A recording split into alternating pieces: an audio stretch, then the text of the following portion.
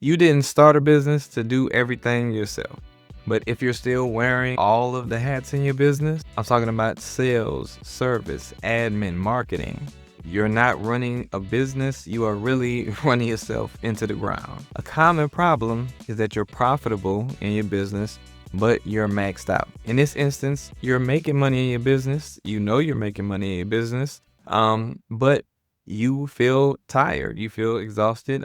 You know that even as you're taking on more customers, there's still so much more that you know you have to do because basically you're tied to all of the roles that are attached to your business.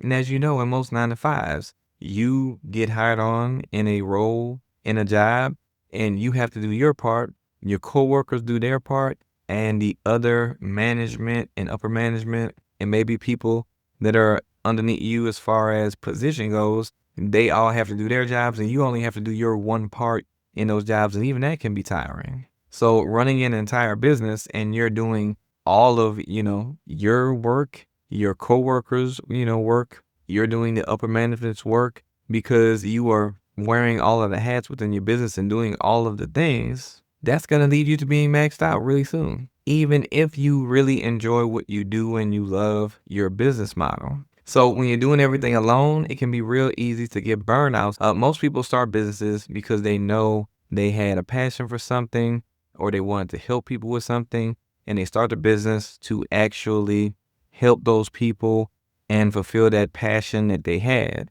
But that doesn't change the fact that when you're doing all of every piece of everything that goes into your business, which you will have to do that in the beginning, but the longer you do that, it will lead you to burnout.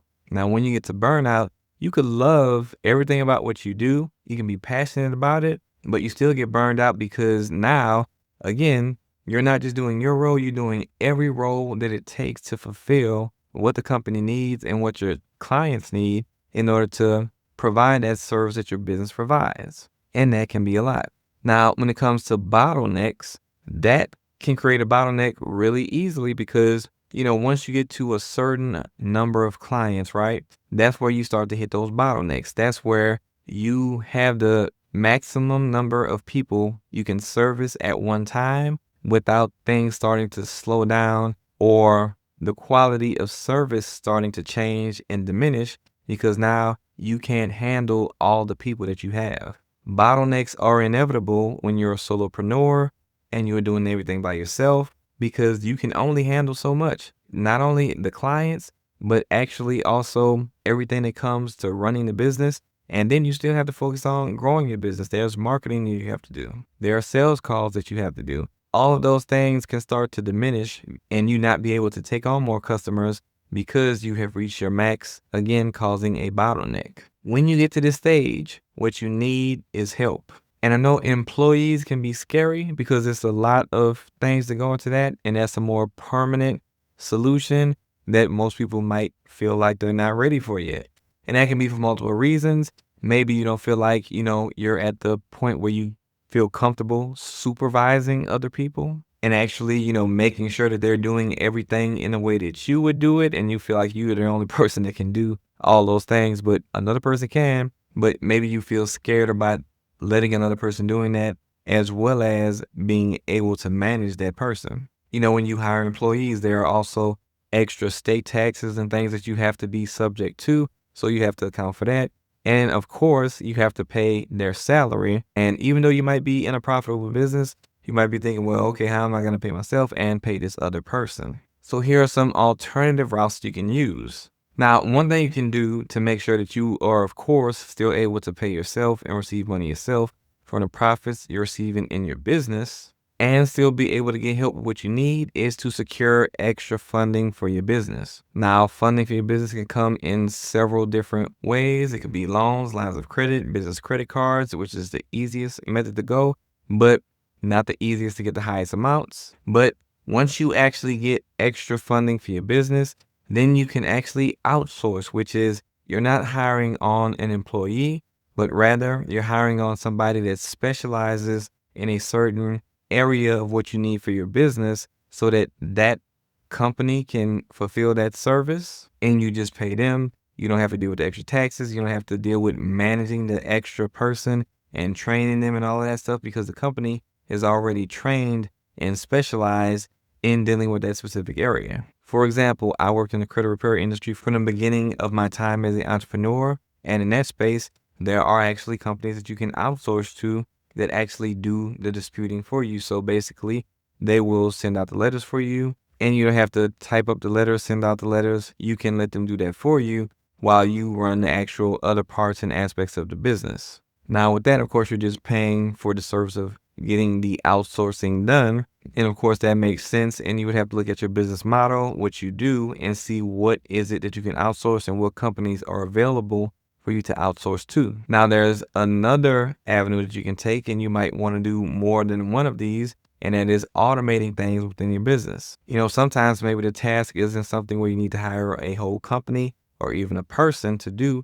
Maybe it's something that can be electronically automated to be done for you. For example, I had automation set up to where if a person would, fill out a certain form on my social media, their information would automatically be sent to my email campaign service, which would automatically add them into an email drip campaign. They will start getting emails automatically. And then that same person can also be added into a CRM where I can manage all of my leads and my clients. Now, having something like that in place is very good because it's automating the process, so you don't have to manually enter in every person's information into your email marketing and then into your CRM. It can automatically happen within an instant. Now, I even had even more advanced automations where if a client was with me for about 3 months or so, they would automatically get a gift card sent to them. And of course, that is something that's going to be, received very well with the client, them getting a gift card where they can go spend some money after being a client for a certain amount of time. And all of that stuff was set up to be automated without me having to manually do it every time for every client. And of course, it increased customer retention. So it was very great for business. Now, automations can be you paying for certain services like Zapier or maybe the different CRMs or email marketing services that you have. But having different services in place, especially Zapier, to facilitate the automations, paying for all that stuff, using funding can be helpful if you don't have the extra money outside of what you're paying yourself from your profits or what you're using to keep the business running from the profits. And then, of course, we go back to delegating the task, which would be hiring an employee. Now, again, this is going to come with tasks that you don't really want to or can automate. And maybe there's not an outsourcing company available for that particular thing you need done.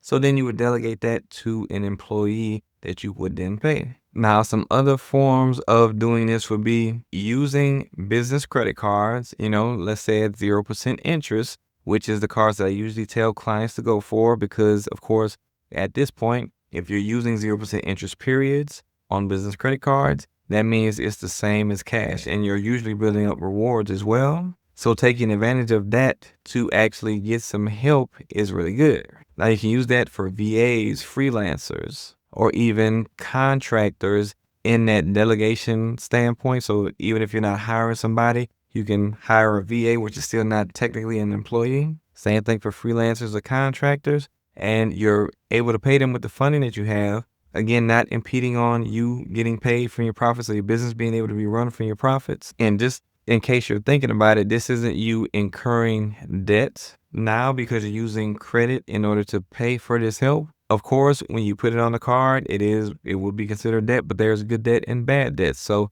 this is actually good debt because it's actually helping you increase your capacity to take on more clients. So while you might have had a bottleneck at, let's say, maybe it's 100 customers, now you've hired help to do some of the things that you need.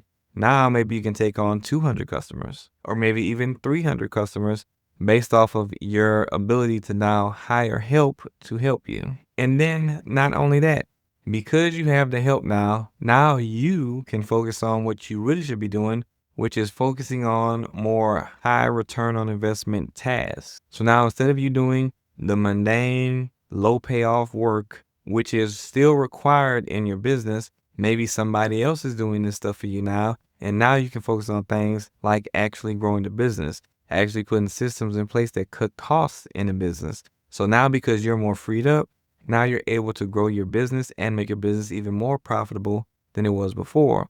So even though you might be using what would be considered debt to get this help, This help is going to be more beneficial to you because it's helping to increase your return on investment. And maybe at a point where you didn't have the cash available to actually do this, but you're using the credit and leveraging it to get the help sooner than later and benefiting sooner than later. Now, if you need help in securing anywhere from 50 to 100,000 plus in business funding for your business, it's not as easy as most people think. But you can set a business funding strategy session with me. I can look at your situation, your business, and see how I can help you to get the money you need to grow your business and scale with help so that you don't reach the point of burnout before you start to see those exponential profits within your business. Go down to the description and book a funding strategy call with me today. Now, if your credit isn't in a place where you can actually start getting approved for any type of business funding, go ahead and check this video where I show you how to get your score up within the next 30 days. You can also take a look at this example where I show you how I helped the client secure more than $100,000 in business funding, where he was only getting low limits before he reached out to me. And I'll see you in the next video.